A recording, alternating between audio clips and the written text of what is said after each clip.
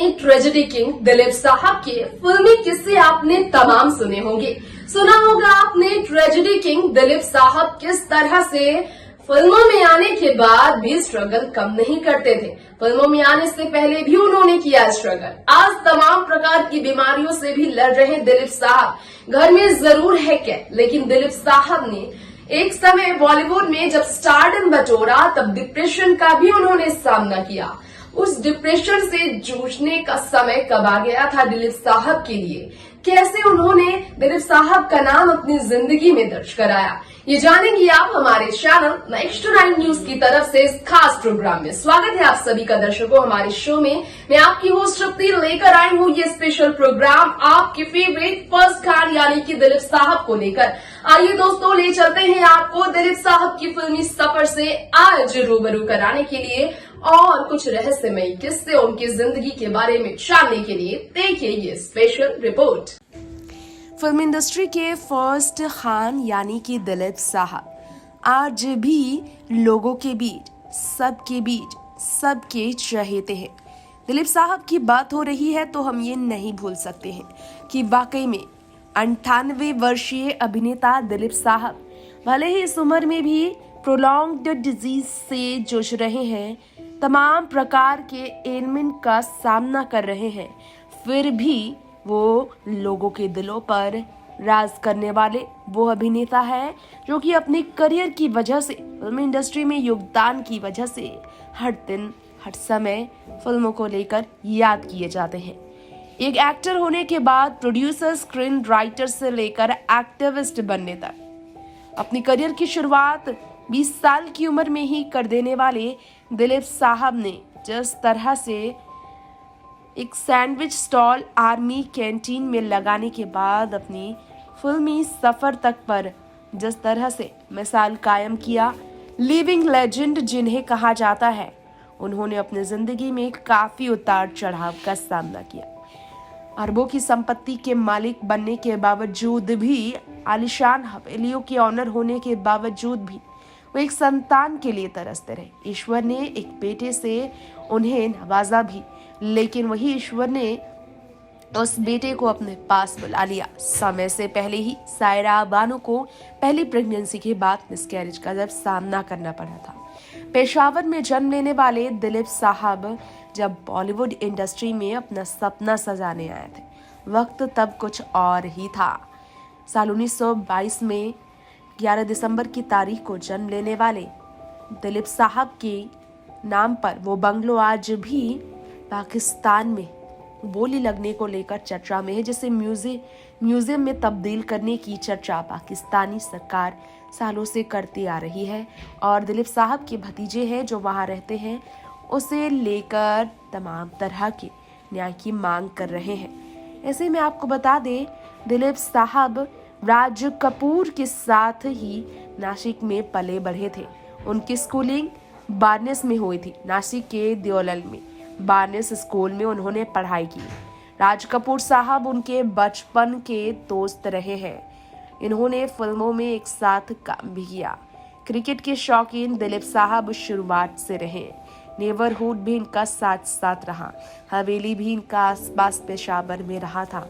साल 1940 में घर छोड़कर दिलीप साहब अपने पिता से आर्ग्यूमेंट कर चले आए थे पुणे अपना सपना सजाने। तब वो टीनेजर के एज से ही जूझ रहे थे। पिता से बहस कर पिता के खिलाफ जाकर पुणे आकर उन्होंने एक सैंडविच स्टॉल शुरू किया और कैंटीन कॉन्ट्रैक्टर से, एक पारसी कैफे ऑनर से मदद लेकर उन्होंने शुरुआत की अपना बिजनेस। एंग्लो इंडियन कपल ने उनकी काफी मदद भी की थी। इसमें कोई शक नहीं कि उन्हें जॉब मिलनी थी और उसके लिए मेरिट चाहिए था इंग्लिश लैंग्वेज में, रिटन और स्पोकन लैंग्वेज में। फैमिली एंटेसिडेंट्स को लेकर उन्होंने कभी भी बात नहीं की थी। इतना ही नहीं, 5,000 रुपए की सेविंग जब उन्होंने की उस जमाने में, तब वो वापस घर आए थे। दिलीप साहब जब पहला कदम फिल्म इंडस्ट्री में साल 1942 में बढ़ाने आए तो डॉक्टर मसानी से उनकी मुलाकात हुई थी। परिवार से फाइनेंशियल कंडीशन को लेकर उन्होंने बातें भी की। बॉम्बे टॉकीज जो मलाड में है वहां लेकर गए डॉक्टर मसानी उन्हें। देविका रानी से उनकी मुलाकात कराई गई। बॉलीवुड की वो अभिनेत्री जिन्होंने फिल्मों को अलग ही योगदान दिया। बॉम्बे टॉकीज से उनकी बात हुई क्योंकि ऑनर देविका रानी ही थी इनकी। बॉम्बे टॉकीज से उन्होंने जुड़कर फिर स्क्रिप्ट राइटर के तौर पर उन्होंने काम किया और 1200 रुपए महीने उन्हें कमाने का मौका मिला। इसके बाद उन्होंने अपना नाम बदला। यूसुफ खान से वो दिलीप साहब बने। 2 साल बाद देविका रानी ने उन्हें रिक्वेस्ट किया और फिर वो ज्वार भाटा फिल्म से बॉलीवुड में करियर बनाने आए। साल 1944 की ये बात है। बताना चाहेंगे अब आपको, दिलीप साहब ने तब ज्वार भाटा के नाकाम होने के बाद तकलीफ देखी। जुगनू फिल्म साल 1947 में रिलीज हुई जिससे वो कामयाबी की ओर बढ़े। नूर जहां के अपोजिट उन्होंने इस फिल्म में काम किया। जबरदस्त हिट रही ये फिल्म और मेला शाही जैसी फिल्में फिर साल 1948 में रिलीज हुई। बिगेस्ट ब्रेक थ्रू उन्हें मिला अपने करियर में फिल्म अंदाज के जरिए साल 1949 में। राज कपूर और नरगिस के साथ उन्होंने स्क्रीन शेयर किया। 50 के दशक के मोस्ट सक्सेसफुल एक्टर दिलीप साहब बने जब हलचल, बाबुल, दीदार, नया दौर, देवदास, दाग और मधुमती से लेकर जोगान जैसी फिल्मों में उन्होंने काम किया। ये नहीं भूल सकते हैं कि 60 के दशक की one of the most blockbuster फिल्मों में से एक all time evergreen movie Mughal e आजम में दिलीप साहब के रोल को आज भी याद किया जाता है। 11 साल इस फिल्म को बनाने में लग गए और ये स्क्रीन पर 11 साल तक चला। फिर दिल दिया दर्द लिया, गंगा जमुना, लीडर, राम और श्याम और आदमी जैसी फिल्मों में दिलीप साहब ने किया काम और ऐसे बने वो बॉलीवुड के फर्स्ट खान से लेकर ट्रेजेडी किंग। 50 के दशक में जब वो ट्रेजेडी किंग के नाम से अपने फिल्मी लाइफस्टाइल को लेवल कर आगे बढ़ा चले तब सायरा बानो से उनकी मुलाकात हुई। 22 साल छोटी सायरा बानो उनकी हो चुकी थी दीवानी पहली ही नजर में और अपने क्रश से शादी करने का सपना सायरा बानो ने देखा। हालांकि दिलीप साहब उम्र की वजह से उनसे दूर रहा करते थे, लेकिन सायरा के प्यार ने उन्हें हमेशा उनकी ओर खींचा भी।